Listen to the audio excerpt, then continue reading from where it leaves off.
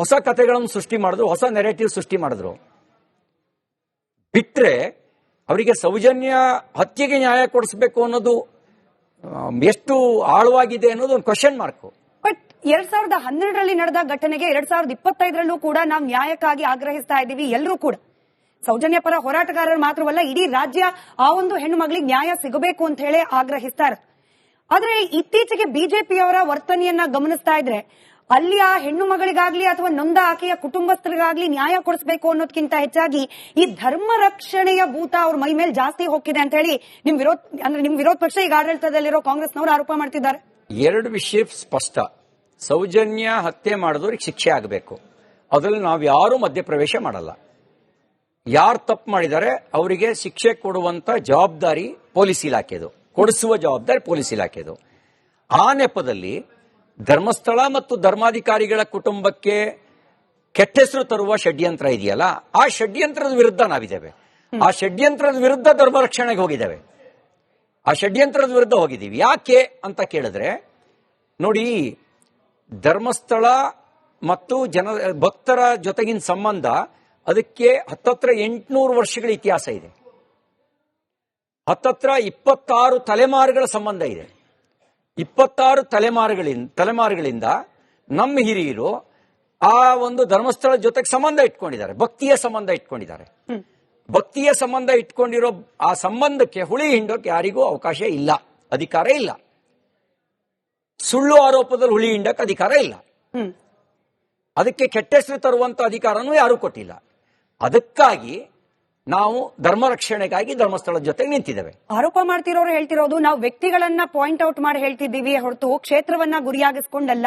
ಬಿಜೆಪಿಯವರು ಡೆಲಿಬ್ರೇಟ್ ಆಗಿ ವ್ಯಕ್ತಿಯನ್ನ, ಕ್ಷೇತ್ರವನ್ನ ಕೊಲಾಬ್ ಮಾಡಿ ತಮ್ಮ ಹೊಸದೊಂದು ವಾದವನ್ನ ಮುಂದಿಡ್ತಿದ್ದಾರೆ ಅಂತ ಹೇಳಿ. ಈಗ ನೀವು ಯೂಟ್ಯೂಬ್ ಚಾನಲ್ಗಳು ಪ್ರಸಾರ ಮಾಡಿದ್ರಲ್ಲ, ಅವರು ವ್ಯಕ್ತಿಯನ್ನ ಟಾರ್ಗೆಟ್ ಮಾಡಿದ್ರು, ಧರ್ಮಸ್ಥಳವನ್ನು ಟಾರ್ಗೆಟ್ ಮಾಡಿದ್ರು, ಯಾರನ್ನ ಟಾರ್ಗೆಟ್ ಮಾಡಿದ್ರು? ಧರ್ಮಾಧಿಕಾರಿಗಳನ್ನ ಇಂಡೈರೆಕ್ಟ್ ಆಗಿ ಟಾರ್ಗೆಟ್ ಮಾಡಲಿಲ್ವಾ? ಅವ್ರ ಕುಟುಂಬವನ್ನು ಟಾರ್ಗೆಟ್ ಮಾಡಲಿಲ್ವಾ? ಅವರೇನು ಇನ್ವೆಸ್ಟಿಗೇಷನ್ ಆಫೀಸರಾ? ಅಥವಾ FIR ಬುಕ್ ಆಗಿತ್ತಾ? ಚಾರ್ಜ್ ಶೀಟ್ ಅಲ್ಲಿ ಹೆಸರಿತ್ತ? ಧರ್ಮಸ್ಥಳದ ಹೆಸರು, ಧರ್ಮಾಧಿಕಾರಿಗಳ ಹೆಸರು, ಅವ್ರ ಕುಟುಂಬದ ಹೆಸರು ಚಾರ್ಜ್ ಶೀಟ್ ಅಲ್ಲಿ ಇತ್ತ? FIR ನಲ್ಲಿತ್ತ? ದೂರ್ನಲ್ಲಿತ್ತ? ದೂರ್ನಲ್ಲಿ ಅವ್ರ ಹೆಸರಿರಲಿಲ್ಲ, FIR ನಲ್ಲಿ ಅವ್ರ ಹೆಸರಿರಲಿಲ್ಲ, ಚಾರ್ಜ್ ಶೀಟ್ ನಲ್ಲಿ ಅವ್ರ ಹೆಸರಿರಲಿಲ್ಲ. ಪೊಲೀಸ್ ಇನ್ವೆಸ್ಟಿಗೇಷನ್, CBI ಇನ್ವೆಸ್ಟಿಗೇಷನ್, ಎರಡು ಇನ್ವೆಸ್ಟಿಗೇಷನ್ ಅವ್ರ ಹೆಸರಿಲ್ಲ. ಈ ಅಯೋಗ್ಯರಿಗೆ ಯಾರು ಅಧಿಕಾರ ಕೊಟ್ಟಿದ್ದು? ಯಾರು ಅಧಿಕಾರ ಕೊಟ್ಟಿದ್ದು ಕೆಟ್ಟ ಹೆಸರು ತರೋದಕ್ಕೆ? ಅದರ ವಿರುದ್ಧ ನಾವು ಧ್ವನಿ ಎತ್ತಿದ್ದೇವೆ. ಬಿಡ್ಬೇಕಿತ್ತಾ? ಯಾವನೊಬ್ಬ ಹೇಳ್ತಾನೆ ಬುಲ್ಡೋಜರ್ ತಗೊಂಡು ಧರ್ಮಸ್ಥಳನ ಉಡಾಯಿಸಬೇಕು ಅಂತ ಹೇಳಿ, ಬಿಡ್ಬೇಕಿತ್ತಾ? ಎಷ್ಟು ದಿನ ಸಹಿಸ್ತಾರೆ? ಅದ್ರ ವಿರುದ್ಧ ಧ್ವನಿ ಎತ್ತಿದ್ದೇವೆ. ಆಯ್ತು, ಅವನು ಯಾರೋ ಬುರ್ಡೆ ಗ್ಯಾಂಗು ಹೇಳಿದ ಕಡೆಗೆಲ್ಲ ಆಗಿದ್ರಲ್ಲ, ಏನೋ ರೋಚಕ ಅನ್ನೋ ರೀತಿಯ ಕುತೂಹಲ ಹುಟ್ಟಿಸೋ ರೀತಿಯಲ್ಲಿ ಎಲ್ಲರೂ ಹೋಗಿ ನಿಂತ್ಕೊಂಡು ಏನೋ ನಡೀತಾ ಇದೆ ಅಂತ ತೋರಿಸಿದ್ರಲ್ಲ, ಏನ್ ಸಿಕ್ತು? ಮನುಷ್ಯನಿಗೆ ಇವತ್ತು 6 ಅಡಿ 3 ಅಡಿ ಗುಂಡಿ ತೋಡಕ್ಕೆ ಜನ ಸಿಗಲ್ಲ, ಅದಕ್ಕೆ JCB ಉಪಯೋಗಿಸ್ಬೇಕು. 22 ಅಡಿ ಆಗಿದ್ರಿ, ಅದನ್ನ ಇಟ್ಕೊಂಡು ಅಪಪ್ರಚಾರ ಮಾಡಿದ್ರಿ. ನ್ಯಾಷನಲ್ ಇಂಟರ್ನ್ಯಾಷನಲ್ ಚಾನಲ್ಗಳಲ್ಲೆಲ್ಲ ದೊಡ್ಡದಾಗಿ ತೋರಿಸಿದ್ರಿ. ಅಂದ್ರೆ ಹಾಗೆ ಮಾಡಿದಾಗ್ಲೂ ನಾವೇನು ಮಾತಾಡಬಾರ್ದು, ಏನ್ ಬೇಕಾದ್ರೂ ಕೆಟ್ಟ ಹೆಸರು ತರಲಿ, ಭಕ್ತರ ಭಾವನೆಗಳ ಜೊತೆನಲ್ಲಿ ಚೆಲ್ಲಾಟ ಆಡ್ಲಿ, ನಂಬಿಕೆ ಬಗ್ಗೆ ಒಂದು ಅನುಮಾನ ಸೃಷ್ಟಿ ಮಾಡಲಿ, ಅಪನಂಬಿಕೆ ಸೃಷ್ಟಿಸ್ಲಿ, ಸುಮ್ಮನಿರ್ಬೇಕಾ? ಮಾತನಾಡಿದವರು ಕೇವಲ ಯೂಟ್ಯೂಬರ್ಸ್ ಮಾತ್ರ ಅಲ್ಲ, ಮುಖ್ಯಮಂತ್ರಿಗಳೇ ಸ್ಟೇಟ್ಮೆಂಟ್ ಕೊಟ್ಬಿಟ್ರು. ನೀವು ಧರ್ಮಸ್ಥಳಕ್ಕೆ ಹೋದ ಸಂದರ್ಭದಲ್ಲಿ ನಿಮ್ಮ ಪಕ್ಷದ ರಾಜ್ಯಾಧ್ಯಕ್ಷರು ಸೌಜನ್ಯ ಮನೆಗೆ ಹೋದ ವಿಚಾರವನ್ನು ಮುಂದಿಟ್ಕೊಂಡು ಬಿಜೆಪಿಯವರು ಒಂದ್ ಕಡೆ ಮಗುನು ಚಿವುಡ್ತಿದ್ದಾರೆ, ತೊಟ್ಲು ತೂಗ್ತಿದ್ದಾರೆ. ಸೌಜನ್ಯ ನ್ಯಾಯ ಅಂತ ಹೇಳಿ ಸೌಜನ್ಯ ಮನೆಗೆ ಕೂಡ ಹೋಗ್ತಾರೆ, ಮತ್ತೊಂದ್ ಕಡೆಯಲ್ಲಿ ಕಾವಂದ್ರ ಕಾಲಿ ಕೂಡ ಬೀಳ್ತಿದ್ದಾರೆ. ಇದು ಯಾವ ತರದ ಐಡಿಯಾಲಜಿ ಅಂತ ಹೇಳಿ ಪ್ರಶ್ನೆ ಮಾಡ್ತಿದ್ದಾರೆ. ಮುಖ್ಯಮಂತ್ರಿಗಳ ಆಲೋಚನೆಯಲ್ಲೇನೆ ದುರುದ್ದೇಶ ಇದೆ. ಸೌಜನ್ಯ ಮತ್ತು ಧರ್ಮಾಧಿಕಾರಿಗಳನ್ನು ಎದುರು ಬದ್ರ ನಿಲ್ಸೋದೆ ಒಂದು ಹುನ್ನಾರ, ಒಂದು ಷಡ್ಯಂತ್ರ.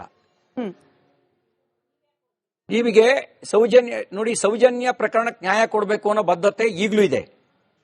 ಆದ್ರೆ ಅದಕ್ಕೆ ಧರ್ಮಾಧಿಕಾರಿಗಳ ಹೆಸರನ್ನ, ಅವ್ರ ಕುಟುಂಬದ ಹೆಸರನ್ನ ತಳ್ಕಾಕೋದಿದೆಯಲ್ಲ, ಅದು ಷಡ್ಯಂತ್ರ. ಮುಖ್ಯಮಂತ್ರಿಗಳು ಕೂಡ ಧರ್ಮಾಧಿಕಾರಿಗಳನ್ನ ಮತ್ತು ಸೌಜನ್ಯ ಪ್ರಕರಣವನ್ನು ಎದುರ ಬದ್ರ ನಿಲ್ಸೋದ್ರ ಮೂಲಕ ಆ ಷಡ್ಯಂತ್ರದ ಭಾಗ ಆದ್ರು. ಆಧಾರ ಇಲ್ದಲೇನೆ ಅಂತ ಒಂದು ಲಕ್ಷಾಂತರ ಜನರ ಬದುಕಿನ ಪರಿವರ್ತನೆಗೆ ಕಾರಣ ಆಗಿರ್ತಕ್ಕಂಥ ಧರ್ಮೋತ್ಥಾನ ಟ್ರಸ್ಟ್ ಮೂಲಕ ಪುನರುತ್ಥಾನದ ಕಾರ್ಯಕ್ಕೆ ನೆರವಾಗಿರ್ತಕ್ಕಂಥ ವಿದ್ಯಾಸಂಸ್ಥೆಗಳನ್ನು 36ಕ್ಕೂ ಹೆಚ್ಚು ವಿದ್ಯಾಸಂಸ್ಥೆಗಳನ್ನು ನಡೆಸ್ತಾ ಇರತಕ್ಕಂಥ ಎಲ್ಲರೂ ಡೊನೇಷನ್ ಕ್ಯಾಪಿಟೇಷನ್ ನಲ್ಲಿ ಮುಳುಗಿದಾಗ ಅವರು ಸಾಮಾನ್ಯ ಶುಲ್ಕದಲ್ಲಿ ಶಿಕ್ಷಣ ಕೊಡ್ತಿರ್ತಕ್ಕಂಥವರಿಗೆ ಧರ್ಮಸ್ಥಳ ಗ್ರಾಮೀಣಾಭಿವೃದ್ಧಿ ಸಂಸ್ಥೆಯ ಮೂಲಕ ಬದುಕು ಕಟ್ಕೊಳ್ಳೋದಕ್ಕೆ ಮಹಿಳೆಯರು ಇರ್ರೆಸ್ಪೆಕ್ಟಿವ್ ಆಫ್ ಕ್ಯಾಸ್ಟ್ ರಿಲಿಜನ್ ಅವರು ಬದುಕು ಕಟ್ಕೊಳ್ಳೋದಕ್ಕೆ ನೆರವಾದವರಿಗೆ ಮೈಕ್ರೋ ಫೈನಾನ್ಸ್ ಮೂಲಕ ಆರ್ಥಿಕ ಸಹಯೋಗ ಒದಗಿಸಿದವರಿಗೆ ಮದ್ಯವ್ಯಸನ ಕೇಂದ್ರಗಳ ಮೂಲಕ ಆತ್ಮಹತ್ಯೆ ದಾರಿ ಹಿಡಿತಾ ಇದ್ದಂತ ಕುಟುಂಬಗಳನ್ನ ಬದುಕುವಂತೆ ಮಾಡಿದವರಿಗೆ ಅಪಪ್ರಚಾರ ಮಾಡೋದನ್ನ ಸಹಿಸ್ಕೋಬೇಕೇನ್ರಿ? ಇದೇ ರೀತಿ ಇನ್ನೊಬ್ಬರ ಮೇಲೆ ಅಪಪ್ರಚಾರ ಮಾಡಿ ಸಹಿಸ್ಕೋತಾರ? ಅದಕ್ಕೆ ನಾನು ಹೇಳಿದ್ದು, ಅದರ ವಿರುದ್ಧ ನಾವಿದ್ದಿದ್ದು, ಅದನ್ನ ನಾವು ಹೇಳಿದ್ದು. ಇಷ್ಟು ಮೇಲೂ ಕೂಡ ಇನ್ವೆಸ್ಟಿಗೇಷನ್ ಪಾರದರ್ಶಕವಾಗಲಿ ಪ್ರಾಮಾಣಿಕವಾಗಲಿ ಅಂತ ಹೇಳಿದ್ದೇವೆ. ಇನ್ನೂ ಒಂದು ಹೆಜ್ಜೆ ಮುಂದೋಗಿ ಏನ್ ಹೇಳಿದ್ದೇವೆ ಅಂದ್ರೆ, ನೀವು ಹಾಲಿ ಹೈಕೋರ್ಟ್ ಅಥವಾ ಸುಪ್ರೀಂ ಕೋರ್ಟ್ ನ್ಯಾಯಾಧೀಶರ ನೇತೃತ್ವದಲ್ಲಿ SIT ತನಿಖೆ ಮಾಡಿ ರಿಪೋರ್ಟಿಂಗ್ ನ್ಯಾಯಾಧೀಶರಿಗೆ ಮಾಡಬೇಕು, ಡೈರೆಕ್ಷನ್ ನ್ಯಾಯಾಧೀಶರಿಂದ ತಗೋಬೇಕು. ಇದನ್ನು ಕೂಡ ಸಲಹೆ ಕೊಟ್ಟಿದ್ದೇವೆ. ಯಾವಾಗ ಒಬ್ಬ ನೆರೆಯ ರಾಜ್ಯದ ಸಂಸದನ ಹೆಸರು ಅನುಮಾನಾಸ್ಪದವಾಗಿ ಕೇಳಿ ಬಂತೋ, ನೀವೇನೆ ಜನಾರ್ದನ್ ರೆಡ್ಡಿ ಅವರು ಕೇಳಿ ಇವ್ರು ಚೆನ್ನೈಗೆ ಹೋಗಿದ್ರಂತೆ, ಅವನ ಯಾರೋ ಸಂಬಂಧಿಕರಿಂದ ಹಣ ಬಂದಿದೆಯಂತೆ ಅನ್ನುವಂತ ಅಂತೆ ಕಂತೆಗಳು ಸುದ್ದಿ ಬಂತು. ಆಗ ನಾವು ಹೇಳಿದ್ವಿ ಡೆಲ್ಲಿಗೆ ಹೋಗಿ ಒಂದು ಮನೇಲಿ ಉಳಿದಿದ್ರಂತೆ ಅನ್ನುವ ಅಂತೆ ಕಂತೆಗಳು. ಆ ಸುದ್ದಿ ಬಂದಾಗ ಹೇಳಿದ್ವಿ ಈ ತನಿಖೆ ಪಾರದರ್ಶಕವಾಗಿ ಪ್ರಾಮಾಣಿಕವಾಗಿ ಆಗುತ್ತೆ ಎನ್ನುವಂತ ಅನುಮಾನ ಕಾಡಿದ್ರಿಂದ ಆಗ ಅನುಮಾನ ಯಾಕೆ? ಸರ್ಕಾರ SIT ರಚನೆ ಮಾಡ್ತು, ಕೋರ್ಟ್ನ ಇನ್ಸ್ಟ್ರಕ್ಷನ್ ನ ಆಧಾರದ ಮೇಲೆ SIT ಅಧಿಕಾರಿಗಳು ತನಿಖೆ ಮಾಡ್ತಿದ್ದಾರೆ. ಅದು ಪ್ರಾಮಾಣಿಕವ ಅಪ್ರಾಮಾಣಿಕವ ಅವ್ರು ವರದಿ ಕೊಟ್ಟ ನಂತರದಲ್ಲಿ ಡಿಸೈಡ್ ಆಗೋದು. ಈ ತ್ವರಿತ ಗತಿಯಲ್ಲಿ ಸರ್ಟಿಫೈ ಮಾಡೋ ತರಾತುರಿಯಲ್ಲಿ ಬಿಜೆಪಿ ಯಾಕಿದೆ? ಪ್ರಾಮಾಣಿಕವಾಗಿ ತನಿಖೆ ನಡೆಸ್ತಾ ಇಲ್ಲ ಅನ್ನೋ ಅನುಮಾನ ಬಿಜೆಪಿಗರಿಗೆ ಯಾಕೆ ಕಾಡ್ತಾ ಇದೆ ಅಂತ? ಯಾಕೆ ಕಾಡ್ತಾ ಇದೆ ಅಂತಂದ್ರೆ, ಸರ್ಕಾರದ ನಡೆ ಅನುಮಾನಾಸ್ಪದವಾಗಿತ್ತು, ಅದಕ್ಕೆ ಕಾಡ್ತಾ ಇದೆ. ಈಗ ಮಾನ್ಯ ಉಪಮುಖ್ಯಮಂತ್ರಿಗಳು ಅವ್ರು ಹೇಳಿಲ್ವಾ ಧರ್ಮಸ್ಥಳದ ಒಂದು ಷಡ್ಯಂತ್ರ ಇದೆ? ಉಪಮುಖ್ಯಮಂತ್ರಿಗಳು ಅವ್ರು ಸರ್ಕಾರದ ಮುಖ್ಯಸ್ಥರು, ಷಡ್ಯಂತ್ರ ಇದೆ ಅಂತ ಅವ್ರು ಒಪ್ಕೊಂಡ್ಮೇಲೆ ಆ ಷಡ್ಯಂತ್ರ ಬಯಲಿಗೆ ಬರ್ಬೇಕಲ್ವಾ? ಅಂದ್ರೆ ಧರ್ಮಸ್ಥಳವನ್ನು ಡಿಫೇಮ್ ಮಾಡಿದ್ರೆ ಅದು ಅಪರಾಧ ಅಲ್ಲ, ಧರ್ಮಾಧಿಕಾರಿಗಳನ್ನ ಡಿಫೇಮ್ ಮಾಡಿದ್ರೆ ಅದು ಅಪರಾಧ ಅಲ್ಲ. ಜನರ ನಂಬಿಕೆಯನ್ನ ಅಲ್ಲಾಡಿಸುವಂತ ಪ್ರಯತ್ನ ಮಾಡಿದ್ರೆ ಅದು ಅಪರಾಧ ಅಲ್ಲ. ಅವ್ರ ಮೇಲೆ ಆಕ್ಷನ್ ತಗೊಂಡಿದ್ರೆ, ತನಿಖೆ ಆಗ್ತಾ ಇದೆ ಬಾಯಿ ಮುಚ್ಕೊಂಡಿರು ಅಂತ ಹೇಳಿದ್ರೆ ನಾವ್ಯಾರು ಎಂಟ್ರಿ ಆಗೋಕೆ ಅವಶ್ಯಕತೆನೇ ಇರ್ತಿರಲ್ಲ, ನಾವ್ಯಾಕೆ ಹೋಗ್ಬೇಕಿತ್ತು? ಈಗ ಯೂಟ್ಯೂಬರ್ಗಳು ಅಥವಾ ಈ ಹೋರಾಟಗಾರರು ಹೆಂಗೆ ಬೀದಿಲ್ ನಿಂತ್ಕೊಂಡು ಮಾತನಾಡ್ತಾ ಇದ್ದಾರೋ ಹಾಗೇನೆ ಬಿಜೆಪಿಗರು ಕೂಡ ಮಾಡ್ತಿದ್ದಾರೆ.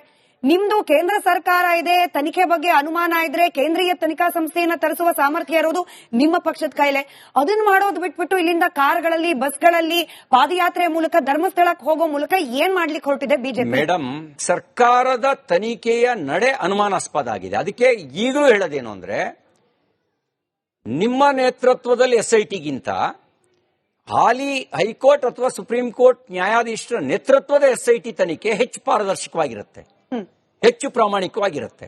ಯಾಕೆ ಅಂತ ಕೇಳಿದ್ರೆ, ನೋಡಿ, ನಾನು ದೂರು ಕೊಟ್ಟಿದ್ದೆ, ನನ್ನ ವಿರುದ್ಧನೂ ಒಂದು ದೂರಿತ್ತು ಬೆಳಗಾಂನಲ್ಲಿ. ನನ್ನ ವಿರುದ್ಧದ ದೂರು ರಿಜಿಸ್ಟರ್ ಆಯ್ತು, ನನ್ನ ದೂರು ರಿಜಿಸ್ಟರ್ ಆಗಲಿಲ್ಲ.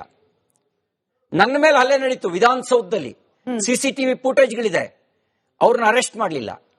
ಅಂದ್ರೆ ಸರ್ಕಾರ ಪಾರದರ್ಶಕವಾಗಿಲ್ಲ ಅನ್ನೋದಕ್ಕಿಂತ ನೂರಾರು ಉದಾಹರಣೆಗಳಿದೆ. ನೀವು ರಾಜಕೀಯ ವಿರೋಧಿಗಳು, ಇಲ್ಲಿ SITಗೆ ಯಾರು ರಾಜಕೀಯ ವಿರೋಧಿಗಳಿಲ್ಲ, ಧರ್ಮಸ್ಥಳದಲ್ಲಿ ಕಾಂಗ್ರೆಸ್ ಪಕ್ಷದವರಿಗೆ ಯಾರು ರಾಜಕೀಯ ವಿರೋಧಿಗಳಿಲ್ಲ. ಮೇಡಮ್, ನಾನು ಸಾಮಾನ್ಯ ಪ್ರಜೆ ಅಂತ ಅನ್ಕೊಳ್ಳಿ. ಸಾಮಾನ್ಯ ಪ್ರಜೆಗೂ ಸಮಾನ ನ್ಯಾಯ ಇದೆಯೇ ಇಲ್ವೋ? ಸಂವಿಧಾನ ಸಮಾನ ಅಧಿಕಾರ ಕೊಟ್ಟಿದೆಯೇ ಇಲ್ವೋ? ಸಂವಿಧಾನಬದ್ಧವಾಗಿರ್ತಕ್ಕಂಥ ಒಂದು ಸರ್ಕಾರ ಸಮಾನ ದೃಷ್ಟಿಯಿಂದ ನೋಡ್ಬೇಕೋ ಬೇಡವೋ? ಸಮಾನ ದೃಷ್ಟಿಯಿಂದ ನೋಡಿಲ್ಲ ಅನ್ನೋದಕ್ಕೆ ನನ್ನಂತಹ ಹತ್ತಾರು ನೂರಾರು ಪ್ರಕರಣಗಳಿದಾವೆ. ಆ ಪ್ರಕರಣಗಳ ಆಧಾರದಲ್ಲಿ ಹೇಳೋದೇನು ಅಂದ್ರೆ, ಸರ್ಕಾರದ ನಡೆ ಅನುಮಾನಾಸ್ಪದ ಆಗಿದೆ. ಹಾಗಾಗಿ ಹಾಲಿ ನ್ಯಾಯಾಧೀಶರಿಗೆ ನೇತೃತ್ವದಲ್ಲಿ ನಡೀಲಿ. CT ರವಿ ಅವರ ಈ ವಾದವನ್ನ ಒಪ್ತೀರಾ ಅಂತ ಹೇಳಿ, ಸಾಮಾನ್ಯ ಜನರೇ ಬಂದಿರೋದ್ರಿಂದ ಕೆಲ ಪಕ್ಷಗಳ ವಿರೋಧ ಪಕ್ಷಗಳ ಸದಸ್ಯರು ಹಾಗೆ ಹಾಲಿ ಆಡಳಿತ ಪಕ್ಷದ ಕಾರ್ಯಕರ್ತರು ಬಂದಿರೋದ್ರಿಂದ ಅವ್ರನ್ನ ಪ್ರಶ್ನೆ ಮಾಡ್ತೀನಿ. CT ರವಿ ಸರ್, ಸೌಜನ್ಯಕ್ಕೆ ಆಗಿರುವ ಅನ್ಯಾಯ ಸೇರಿದಂತೆ ಹಲವು ಮಹಿಳೆಯರಿಗೆ